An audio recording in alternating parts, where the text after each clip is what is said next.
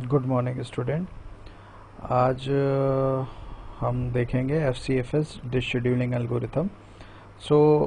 सबसे पहले dish scheduling के बारे में आपको मैं बता देता हूँ कि डिश शेड्यूलिंग हमें क्यों ज़रूरत पड़ी, क्योंकि जब हमने प्रीवियस शेड्यूलिंग पढ़ी थी तो वो हमारी CPU शेड्यूलिंग थी। डिश शेड्यूलिंग ये है कि डेटा हमारी कौन सी ट्रैक पे है। मतलब जैसे आप एक एग्जांपल ले लें, जैसे एक डीवीडी आपके पास है और सपोज़ करें उसमें आपके जब आप लोग देखते थे तो डीवीडी में 4 मूवीज़ रहती थी, ठीक है। तो आपको उनमें से 4th नंबर की अगर मूवी सिलेक्ट करनी पड़ती थी तो आप क्या करते थे, डीवीडी राइटर में उसको इंसर्ट करते थे और जब प्ले करते थे तो बहुत तेज सीडी आपकी मूव होती थी। देन उसके बाद हम ये देखते हैं कि हमने कौन सी सिलेक्ट करी है 4th नंबर की। तो जो हमारा रीड राइटर का जो टेप था वो कहाँ चिपक जाता था, हमारा इस पर आके चिपक जाता था, ठीक है। तो डेटा हमारी कौन सी ट्रैक पे है और किस ट्रैक को हमें पहले एक्सेस करना है, ये हमारा क्या कहलाता है, डिश शेड्यूलिंग। डिश शेड्यूलिंग के अंदर जो होता है उसमें हम ये फाइंड आउट करते हैं किसका सीक टाइम सबसे कम आ रहा है। मतलब सीक टाइम मतलब जो हमारा डिजायर्ड ट्रैक पे पहुंचने का टाइम जो रहता है वो हमारा सीक टाइम रहता है, ठीक। तो हम ये देखेंगे कि इसमें सीक टाइम किसका कम आ रहा है। तो सबसे पहली उसमें है FCFS dish scheduling algorithm. FCFS का मतलब है, जो उसका फुल फॉर्म है वो है फर्स्ट कम फर्स्ट सर्व। इसमें हम ये देखते हैं कि जो पहले स्टेट हमें दी रहती है, जो हमें पहला नंबर दिया रहता है, हम उससे मैच कराते हैं अपने हेड की पोजीशन से, ठीक है। तो FCFS इस तरीके से हम बोल सकते हैं कि FCFS is the simplest disk scheduling algorithm. As the name suggest, this algorithm entertain request in the order they arrive in the disk queue. The algorithm looks very fair and there is no starvation. All requesters ask services sequentially, but generally it does not provide the fastest services. इसका मतलब ये है कि हमें ये देखना है कि जो भी हमको ट्रैक दिया हुआ होगा, सपोज करें जो भी हमको, जैसे आगे मैं क्वेश्चन आपको एक्सप्लेन करूँगा, सपोज करें हमको कोई भी ट्रैक दिया तो हमको FCFS उसमें एल्गोरिथम लगानी पड़ेगी कि कौन सबसे पहले आया। हम हेड की पोजीशन से उसको देखेंगे, देन उसके बाद कौन सा आया, देन उसके बाद, मतलब इस तरीके से हमारी सारी चीज़ें एग्जीक्यूट होंगी, ठीक। अब नेक्स्ट है हमारा, इसी की मैंने एल्गोरिथम डिज़ाइन करी है कि एल्गोरिथम में क्या क्या है। पहला पॉइंट है, let request array represent an array storing indexes of track that have been request in ascending order of their time of arrival. Head is the position of the disk है, ठीक है। जो मैंने आपसे बोला, हेड की position से हम डिस्क को मूव करेंगे, मतलब जो हेड की पोजीशन होगी वहां से हम सभी को एग्जीक्यूट करेंगे। तो इसमें ऐसा भी लिखा हुआ है कि रिक्वेस्ट जो होगी वो हमारी असेंडिंग ऑर्डर में, जो भी हमारी वैल्यू रहेगी हम उसको एक ट्रैक में असेंडिंग ऑर्डर में उसको लिख लेंगे, ठीक। सेकेंड है हमारा, let us one by one take the track in default order and calculate the absolute distance of the track from the head. जो हमारी एब्सोल्यूट डिस्टेंस होगी हम उसको कैलकुलेट करेंगे, ठीक। तीसरा मैंने लिखा है कि increment the total seek count with this distance, ठीक।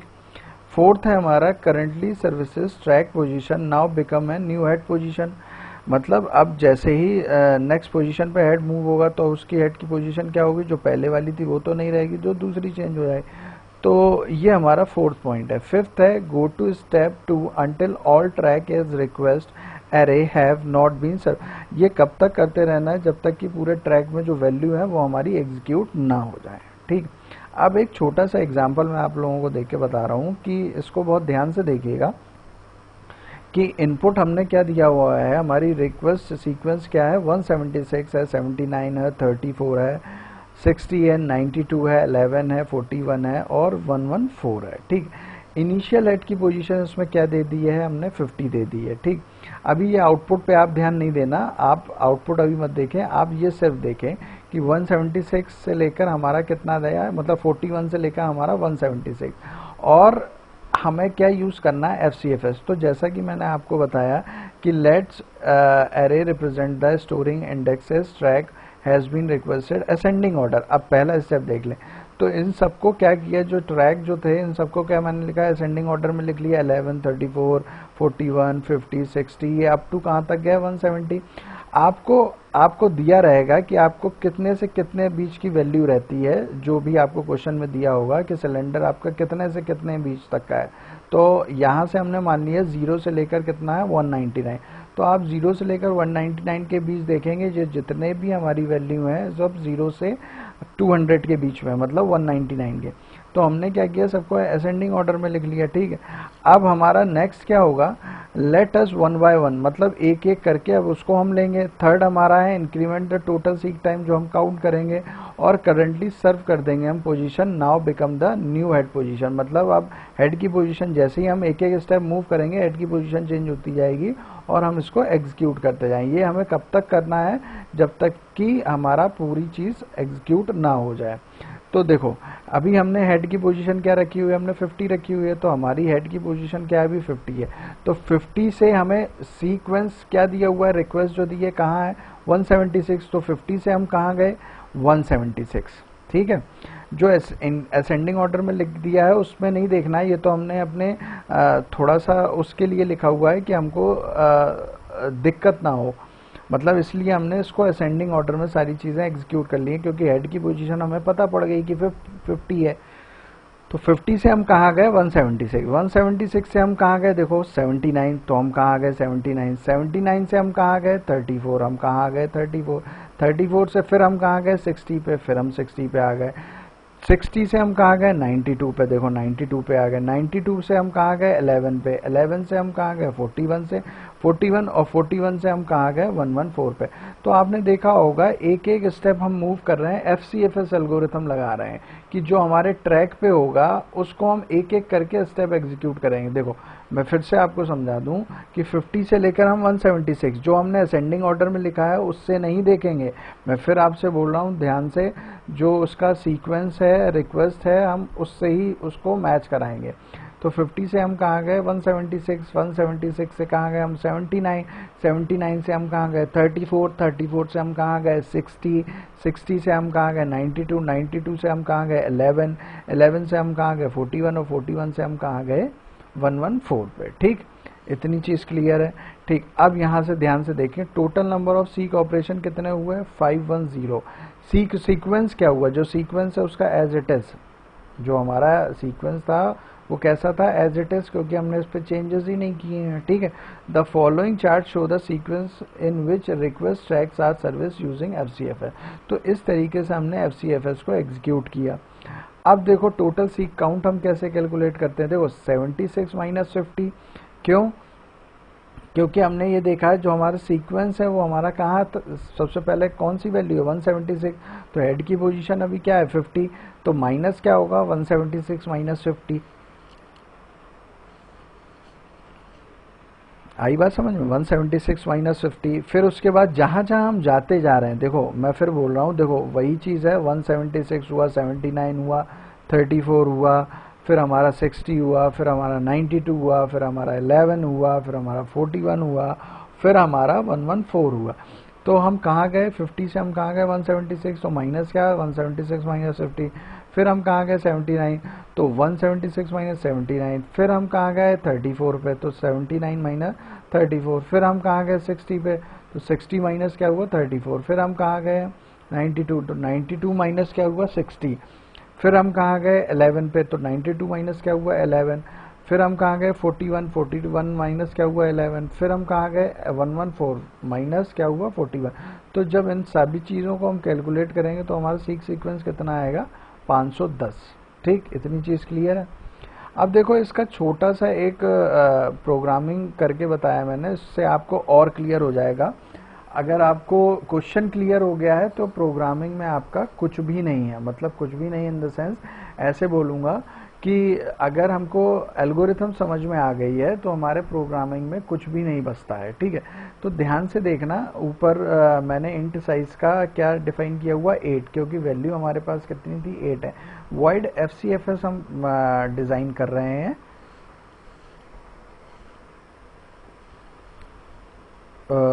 Void FCFS int array size हमने लिया, हेड की पोजीशन, सीक काउंट अभी हमने 0 रखा है क्योंकि अभी हमने कोई चीज़ इनिशलाइज नहीं करी है, मतलब 0 स्टार्टिंग दिया।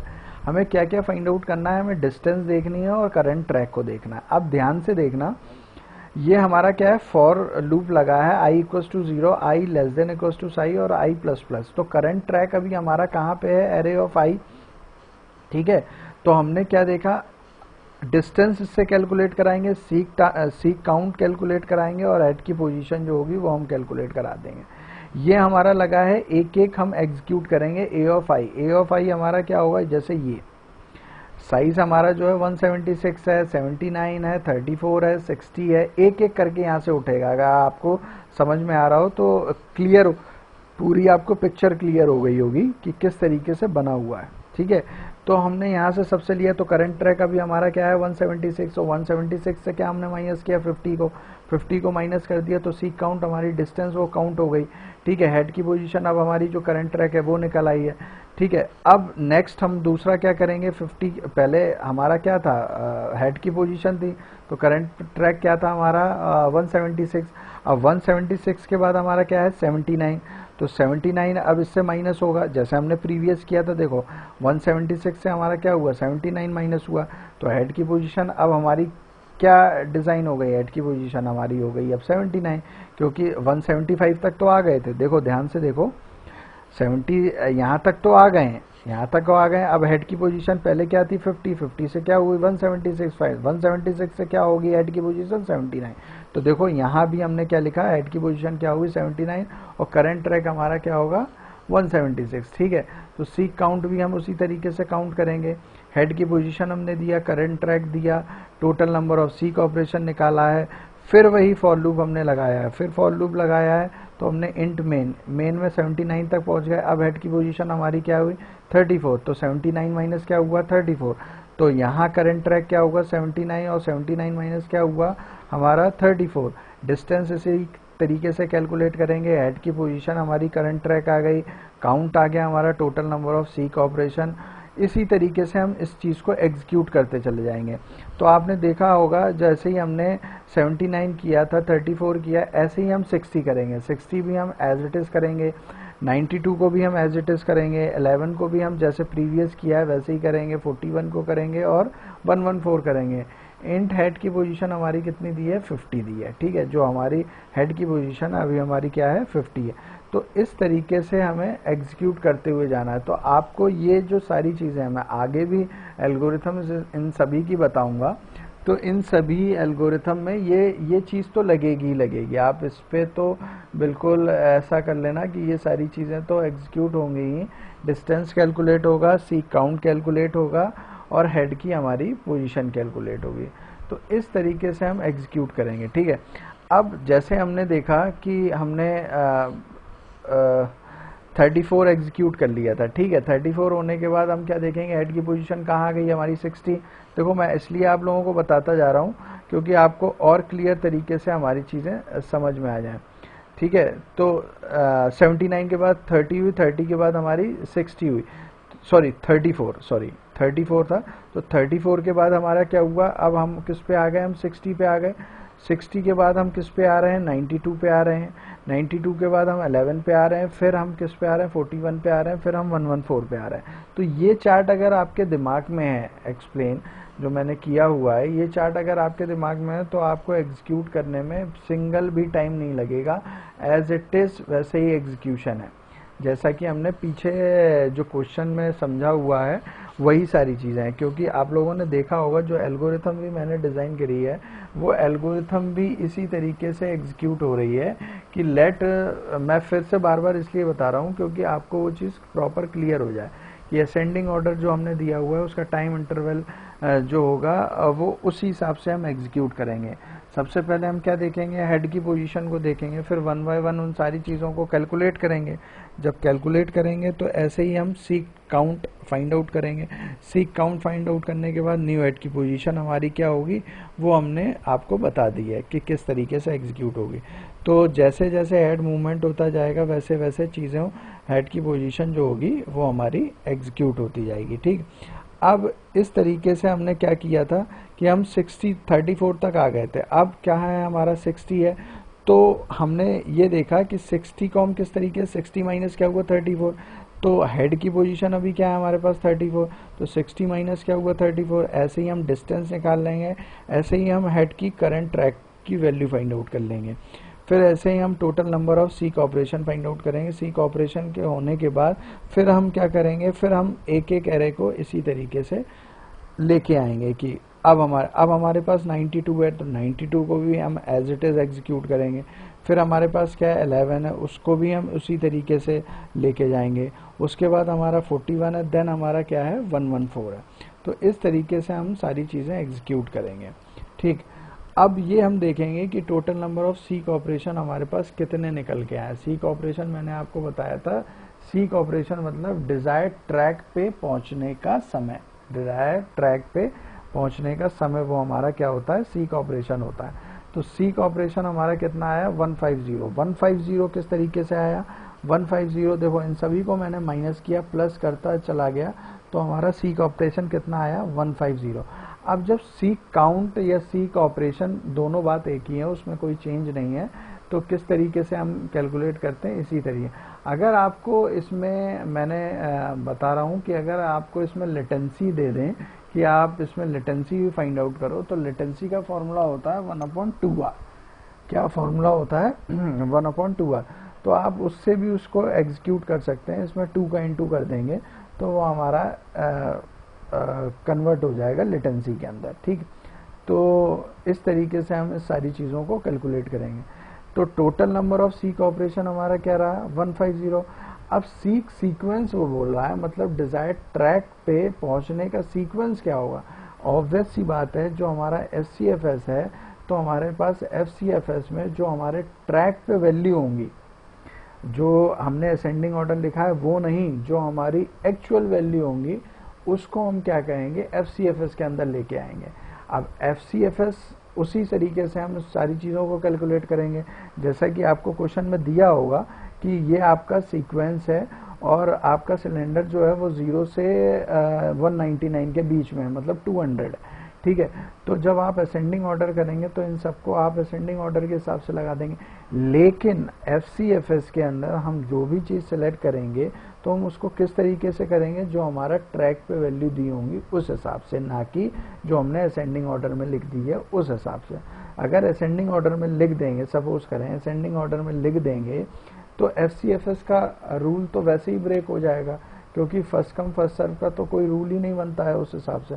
तो FCFS मतलब होता है कि जो ट्रैक पे वैल्यू है, जो हमारे ओरिजिनल टैग पे वैल्यू है, भले वो जैसे सबसे बड़ी देखो वैल्यू यहाँ क्या दे दी 176 दे दी, भले यहाँ 176 की जगह 180 भी दे देता तो भी क्या होता, 180 दे देता, 185 दे देता, सपोज करो 187 दे देता, तो भी क्या होता, वैल्यू तो हमारी सिलेंडर के अंदर ही है ना, मतलब जो 0 से 199 है उसके अंदर ही तो है ये सारी वैल्यू।